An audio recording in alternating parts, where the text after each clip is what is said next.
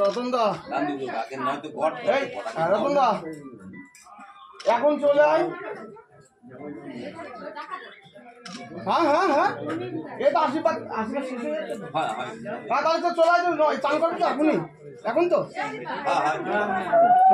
তাহলে তাড়াতাড়ি চলে আয়, আশীর্বাদ হয়ে গেছে তুই চলে